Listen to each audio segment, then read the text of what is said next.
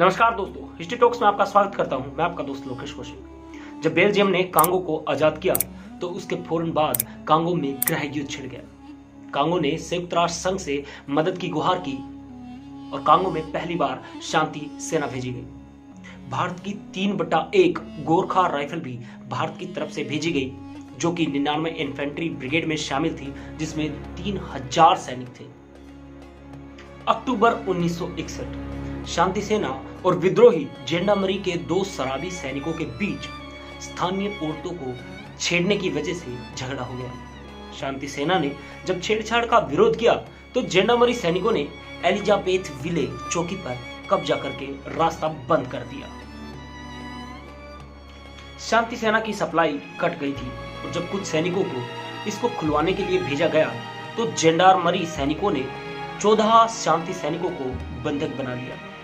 3/1 Gorkha rifle के major Ajit और उसके ड्राइवर जेंडामरी से बात करने गए और उनका भी अपहरण हो गया। कुछ दिनों बाद मेजर अजीत के ड्राइवर की लाश मिली तो यह स्पष्ट हो गया कि अब मेजर अजीत भी जीवित नहीं। कांगो में एक शाम 1961 मेजर जनरल आरपी सिंह और गुरबचन सिंह सलारिया कांगो के अपने बेस में बैठे हुए बात कर रहे थे। सलारिया अचानक से चहकते हुए बोले, मेरे हाथों की लकीरों में बृहस्पति के मस्तिष्क पर एक सितारा है जो मुझे प्रसिद्धि दिलाएगा। आरपी सिंह मुस्कुराते हुए बोले, आदमी की किस्मत में अगर प्रसिद्धि है तो कोई रोक नहीं सकता, हाथ की लकीरें भी नहीं। कैप्टन सलारिया अचानक से नाराज हो गए और वहां से उठकर चले गए। 5 दिसंबर 1961 का दिन, दुबले पतले 16 भारतीय 3/1 गोरखा राइफल के सैनिक एलिजाबेथ विले चौकी से 1500 गज की दूरी पर कुछ झाड़ियों में छिपे थे। दुश्मन के पास 2 हथियारबंद गाड़ियां और 90 सैनिक थे जो सेमी ऑटोमेटिक बंदूकों के साथ स्थानीय निवासियों के खाली पड़े मकानों की छतों और खिड़कियों में जगह लेकर बैठे हुए थे। गोरखा सैनिक अपनी 303 राइफलों के साथ अपने कैप्टन सलारिया के आदेश का इंतजार कर रहे थे। कैप्टन सलारिया अपने गोरखा राइफल्स को आदेश देते हैं कि वे अपनी पारंपरिक खुखरी को बाहर निकाल लें, क्योंकि कैप्टन सलारिया जानते थे कि 303 को हर राउंड फायर के बाद दोबारा से बोल्ट खींचकर राउंड डालना होगा। यह प्रक्रिया बेहद लंबी और तकलीफ देह होती है, क्योंकि आपके सामने दुश्मन ऑटोमेटिक हथियारों से लैस है। सलारिया अपनी खुखरी को हाथ में पकड़ते हैं और चिल्लाते हैं, जय महाकाली। बाकी सैनिक साथ देते हैं, आयो गोरखा। सलारिया मुंह में खुखरी को दबाए हुए बड़े से सैनिक के सर में गोली मारते हैं। तभी उनकी दाई तरफ से एक जेंडारमरी सैनिक उन पर झपटता है, पर उससे पहले सलारिया अपनी खुखरी के वार से उसकी आंख को बाहर निकाल देता है। दुश्मन का रक्त उनके चेहरे पर ऐसे बह रहा होता है जैसे मां काली के मुंह से रुधिर। सलारिया दहाड़ते हुए दूसरे जेंडारमरी सैनिक की तरफ दौड़ते हैं। दुश्मन राइफल उठाता है, मगर सलारिया का रक्त से सना विविध चेहरा देखकर राइफल छोड़ देता है। सलारिया एक झटके में उसकी गर्दन को काटकर दूसरे दुश्मन की तरफ दौड़ पड़ते हैं। वे पीछे मुड़कर नहीं देखना चाहते हैं, क्योंकि इससे समय की बर्बादी थी।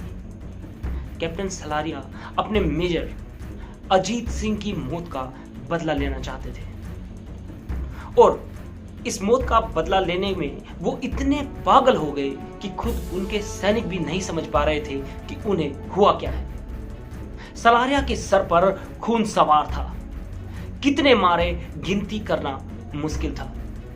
कैप्टन इस समय एक किलिंग मशीन में बदल चुके थे, कभी खुखरी कभी संगीन, उनका हाथ रुक ही नहीं रहा था। बाकी सैनिकों ने जेंडारमरीज की हथियारबंद गाड़ियों को उड़ा दिया। दुश्मन बड़ी संख्या में होते हुए भी इस खतरनाक टुकड़ी से बुरी तरह डर गया और मुट्ठी भर सिपाही अपनी जान बचाकर भागे। कैप्टन सलारिया लाशों के बीच अपनी ओलिव ग्रीन वर्दी में रक्त से नहाए खड़े हुए थे, पर वे दुश्मन को सबक सिखाना चाहते थे, इसलिए भागते हुए एक दुश्मन सैनिक पर खुखरी से हमला कर दिया।